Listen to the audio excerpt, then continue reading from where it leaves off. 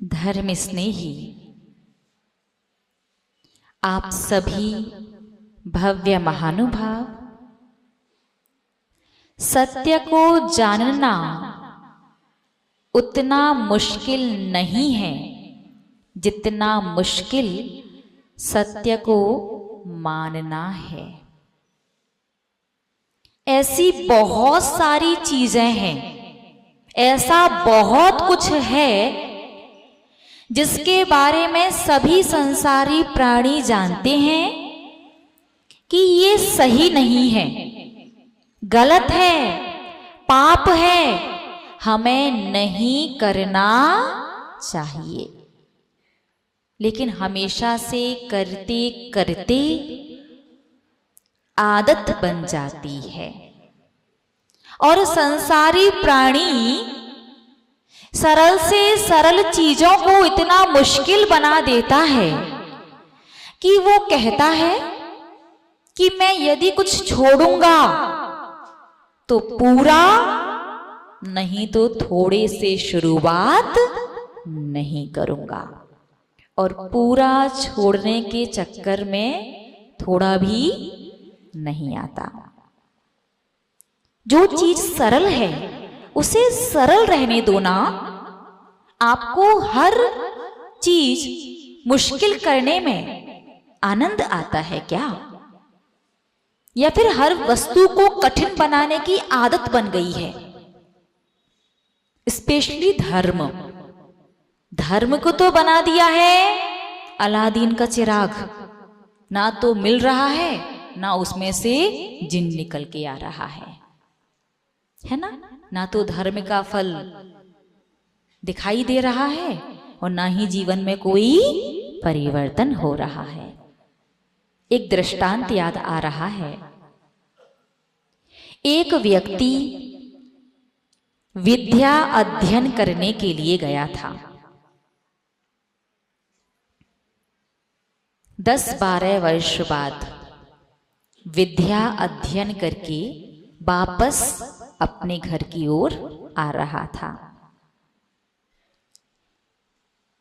रास्ते में चलते चलते उसे भूख लगने लगी और भोजन की सामग्री उसके पास नहीं थी। आसपास देखा, एक छोटी सी कुटिया दिखाई दी। कुटिया के पास गया तो उसमें एक वृद्ध महिला भोजन बना रही थी। उस व्यक्ति ने कहा, अम्मा जी मुझे भी भूख लगी है, भोजन मिलेगा क्या? उस वृद्ध महिला ने कहा, बिल्कुल, आप आइए, बैठिए, भोजन तैयार है, आप भोजन ग्रहण कीजिए। अम्मा जी ने बड़े प्रेम से उस पथिक को, उस राहगीर को भोजन करवाया। भोजन कराने के बाद अम्मा जी ने कहा कि आप तो बड़े समझदार लग रहे हो। व्यक्ति प्रसन्न होता ना, आप लोग भी प्रसन्न हो जाते, कोई प्रशंसा तो कर दे। आप लोग महंगे महंगे ब्रांडेड कपड़े लेकर के आते हो, पहन करके फंक्शन में जाते हो, 10 लोगों को दिखाते हो।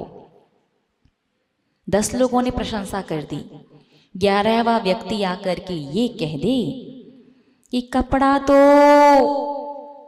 बहुत अच्छा है, लेकिन इसमें आप थोड़े से मोटे लग रहे हो। क्या करोगे?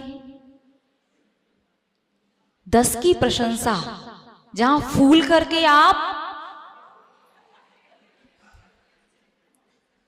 प्रशंसा सुनना सबको अच्छा लगता। राहगीर भी प्रसन्न हो गया। हाँ, मैं बहुत समझदार हूं, 10-12 वर्ष विद्या अध्ययन करके आया हूं, बहुत सारे विषयों का तो पांडित्य, विद्वान बन चुका हूं। अम्मा जी ने कहा, देखो भैया, मुझे तो थोड़ा बहुत आता है, ज्यादा कुछ नहीं जानती, एक प्रश्न है बस मेरा आपसे। उस व्यक्ति ने कहा, पूछो। अम्मा जी ने कहा कि अभी आपने जो रोटी खाई ना, भोजन किया, मेरा प्रश्न ये है कि वो रोटी आपने भूत के मन से खाई थी वर्तमान के मन से खाई या भविष्य के मन से खाई थी?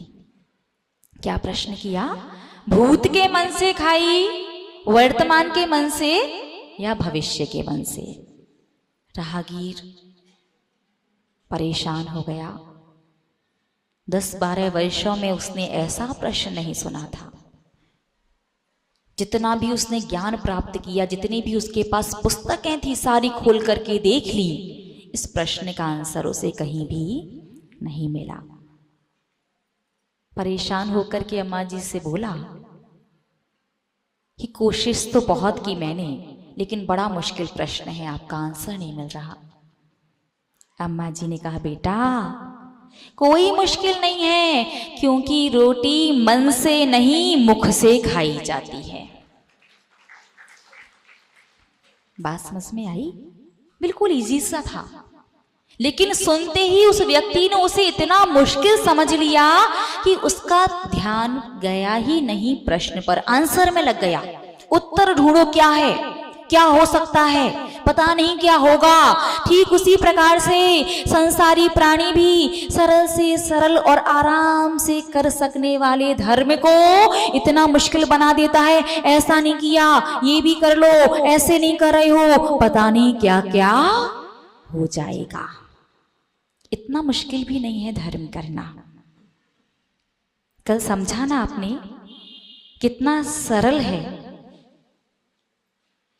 एक देश आंशिक मोक्ष मार्गी बनना, बस एक ही कदम तो रखना है आपको, एक एक कदम रख करके चलना है। टाइम थोड़ा सा ज्यादा लगेगा, लेकिन ये गारंटी है कि मोक्ष तक पहुंच जाओगे।